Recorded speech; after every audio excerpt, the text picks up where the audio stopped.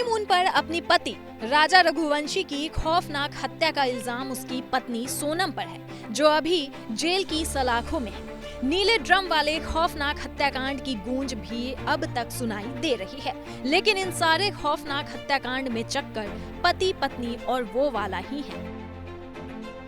इसी खौफ के बीच शाहजहांपुर में हो रही ये शादी अब सुर्खियों में है, जिसके माथे में सिंदूर भरा जा रहा है। वो 2 बच्चों की शादीशुदा मां है, जिसका हंसता खेलता परिवार था, लेकिन अब इसके माथे में सिंदूर उसका प्रेमी भर रहा है, वो भी उस महिला के पति की रजामंदी के साथ।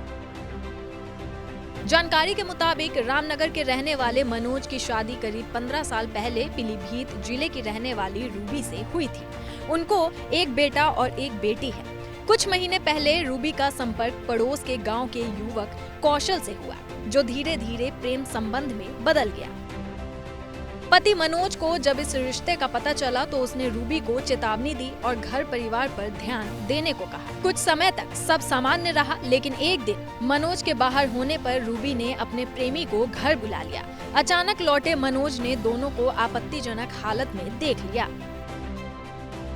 गुस्से में नाराज मनोज ने रूबी के मायके वालों को बुलाकर कहा कि उसकी शादी उसके प्रेमी से करा दी जाए, अन्यथा किसी दिन वो अपने प्रेमी के साथ मिलकर कोई अनहोनी कर सकती है। पहले मायके वालों ने विरोध किया और रूबी को समझाया, लेकिन वो कौशल के साथ ही रहने की जिद पर अड़ी रही। आखिरकार सभी ने आपसी सहमति से रूबी की शादी कौशल से करा दी।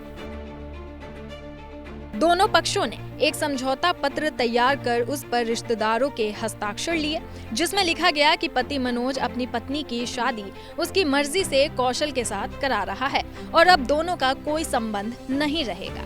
ये कागज पति पत्नी और थाने में पुलिस के पास भी जमा करा दिया गया।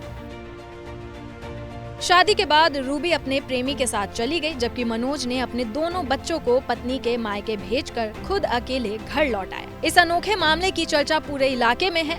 निगोही पुलिस का कहना है कि ये पूरी तरह आपसी सहमति का मामला है और किसी भी पक्ष से शिकायत न होने के कारण कोई कार्रवाई नहीं की जाएगी।